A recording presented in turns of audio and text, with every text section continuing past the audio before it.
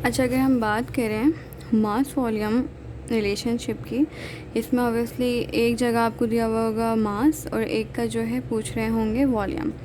अब यहाँ ये इक्वेशन दी हुई है और ये CH4 का 20 ग्राम जो है मास दिया हुआ है और कार्बन डाइऑक्साइड का वॉल्यूम पूछा है। ठीक है, तो हमने सबसे पहले हमारा क्या स्टेप होता है कि हमने मॉलिक्यूलर मास जो है पूरे कंपाउंड का निकालना है। अब जैसे यहाँ अगर हम बात करें, ठीक है, तो 16 gram of CH4 is equal to 44 gram of carbon dioxide. यहाँ क्योंकि कोई मोल्स नहीं थे तो हमने सिंपल से पर इसका क्या होता है, CH4 का 16 ग्राम होता है मॉलिक्यूलर मास और कार्बन डाइऑक्साइड का होता है 44 ग्राम। ठीक है, तो इसका क्या मतलब है, अगर यहाँ कोई मोल दिया हुआ होता तो उससे पहले मल्टीप्लाई करते फिर अपनी स्टेटमेंट लिखते हैं हम। ठीक है, तो 16 gram of CH4 is equal to 44 gram of carbon dioxide. पहले हमने मॉलिक्यूलर मास निकाल के सिंपल जो है अपनी स्टेटमेंट लिख दी। ठीक है, अच्छा, मास वॉल्यूम रिलेशनशिप में सबसे पहले आप लोगों ने क्या करना होता है, पहले मास निकालना है। सही है, मास से पहले मोल निकालेंगे जो हमने पुराने फॉर्मूले में पढ़ा था और फिर मोल से जो है वॉल्यूम निकाल लेंगे। तो मोल निकालने के लिए भी हमें मास चाहिए होता है ना उसको, ताकि हम उसके मॉलिक्यूलर मास से डिवाइड करते हैं तो मोल आ जाता है हमारा। फिर मोल को हम 22.4 से कर देते हैं, तो इसलिए हम लोग पहले अभी क्या निकाल लें, मास निकाल लें 20 ग्राम का। अभी हमने पहले 16 ग्राम CH4 कितना हमें देता है, 44 ग्राम ऑफ कार्बन डाइऑक्साइड। ठीक है, अगर हम 20 ग्राम अगर बात करें तो 16 यहाँ जाके ऑब्वियसली कहाँ चला जाएगा, डिवाइड में चला जाएगा। सही है, डिवाइड में जाएगा, इसका मतलब जो है ये 1 ग्राम हो गया। लेकिन अगर हम 20 ग्राम की बात करें तो ये पहले यहाँ डिवाइड में जाएगा और 20 ग्राम मल्टीप्लाई हो जाएगा वहाँ जाके। सही है ना, 40 जो हमने पहले किया था ना, 44 divide by 16 multiply by 20 is equal to कितना मास आया कार्बन डाइऑक्साइड का, 55 ग्राम आया। आई होप कि आप लोग ये मेथड समझ रहे होंगे। सिंपली ये स्टेटमेंट लिखने के बाद जो ये वाली यहाँ की वैल्यू होती है वहाँ जाके डिवाइड हो जाती है और हमें जितना ग्राम जो है उसका मालूम करना होता है वो यहाँ आके मल्टीप्लाई हो जाता है।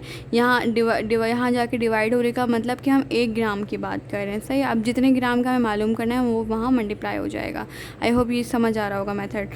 ठीक है, अब हमारे पास क्या आ गया, हमारे पास आ गया मास ऑफ कार्बन डाइऑक्साइड। लेकिन हमें मास निकालना है क्या, नहीं ना, हमें तो वॉल्यूम निकालना है। तो मास से वॉल्यूम में जाने का बीच में जो ब्रिज आता है वो आता है मोल्स। ठीक है, तो मोल्स पहले हम निकालेंगे मोल्स कैसे निकालते हैं, that is very very simple. कि मास जो भी आया है उसको डिवाइड कर दें उसके मॉलिक्यूलर मास से। ये जो हमने बहुत कर भी लिया, प्रैक्टिस भी हमारी। तो हमारे पास कितना आ गया मोल्स, 1.25 मोल्स आ गए। अब जो मोल्स आते हैं वॉल्यूम फाइंड आउट करने के लिए इसको सिंपली 22.4 से डिवाइड कर देते हैं और इसका आंसर क्या आ गया, 28 DM के इसका आंसर आ गया। That is very very simple. अच्छा जी, अब यहाँ देखें, आई होप नज़र आ रहा हो सही है। Calculate the volume of oxygen. हमें क्या करना है, ऑक्सीजन का वॉल्यूम फाइंड आउट करना है एट STP कहते हैं स्टैंडर्ड टेम्परेचर प्रेशर को। इसमें ये पढ़ के परेशान नहीं होना है बिल्कुल भी। For the complete combustion of 2 moles of CS2, इसके कितने दे दिए, 2 मोल्स दे दिए। अब देखिए यहाँ हमें कुछ करना ही नहीं क्योंकि ऑलरेडी हमें मोल्स दे दिए। हम तो मोल्स जहाँ हमें मिल जाते हैं वहाँ तो हमारा काम ही आसान हो जाता है। सही है ना, तो हमें क्या करना है, इसका जो है वॉल्यूम फाइंड आउट करना है और हमें 2 मोल्स दिया है। Calculate the volume of carbon dioxide and H2O। अब इस इक्वेशन में हमें इसका भी वॉल्यूम SO2 का भी हमें फाइंड आउट करना है और कार्बन डाइऑक्साइड का भी फाइंड आउट करना है। तो हम क्या करेंगे, हमने पहले देखा कि यहाँ 1 मोल ऑफ CS2 हमें कितना दे रहा था, ये यहाँ 1 है ना और यहाँ 3 है, तो 1 मोल ऑफ CS2 हमें कितने दे रहे थे, 3 मोल ऑफ ऑक्सीजन। सही है, कितना दे रहा था, इसका जो 1 मोल था तो यहाँ 3 होगा। तो इसका क्या मतलब है कि अगर यहाँ हम डबल कर दें, यहाँ अगर 2 लगा दें तो ये कितना हो जाएगा, 6 हो जाएगा। सही है ना, हम इक्वेशन को देखते हुए चलते हैं। इक्वेशन में नहीं दिया हुआ ना यहाँ, तो 1 CS2 कितना दे रहा था, 3 ऑक्सीजन दे रहा था। तो अगर 2 मोल हो गए तो ये कितना हो जाएगा, हमने 3 को 2 से मल्टीप्लाई कर दिया, 6 मोल हो गया। सही है तो जब हमारे पास मोल्स आ गए ऑक्सीजन के, तो मोल्स जब आ जाते हैं तब तो हमारा काम ही आसान हो जाता है। हमने सिंपली जो है उसको 22.4 से डिवाइड कर दिया और हमारे पास कितना आ गया वॉल्यूम, 13.4 O2।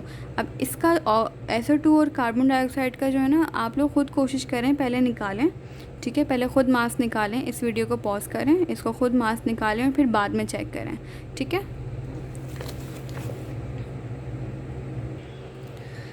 हाँ जी, तो अब इसमें देखो क्या हुआ, 1 मोल ऑफ CH2 कितना दे रहा था, 1 मोल ऑफ कार्बन डाइऑक्साइड दे रहा था। हमें कैसे पता चला, हमें जो है हमने वो देखा, इक्वेशन देखी, तो उसमें 1 मोल CH2 दे रहा था, 1 मोल ऑफ कार्बन डाइऑक्साइड। 2 मोल जब क्वेश्चन में दिया हुआ है 2 मोल, तो वो कितना देगा, 2 मोल देगा कार्बन डाइऑक्साइड का। ठीक है, अब यहाँ से हमारे पास कार्बन डाइऑक्साइड के मोल्स आ गए, तो हम उसको सिंपली मल्टीप्लाई कर देंगे 22.4 से, ये आंसर आ गया हमारा।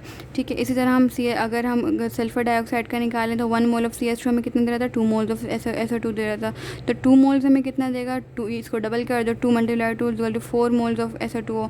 ठीक है, मोल्स आ गए तो सिंपली हमने मल्टीप्लाई कर दिया 22.5 से, इसका जो है ये आंसर आ गया। सही है, 84.6 DM³ इसका आंसर हो गया। सही है, तो यहाँ हमारा वॉल्यूम मास रिलेशनशिप होता है ख़त्म। इसके और क्वेश्चंस होंगे, आप लोग प्रैक्टिस करें, सारे एक जैसे ही होते हैं तकरीबन।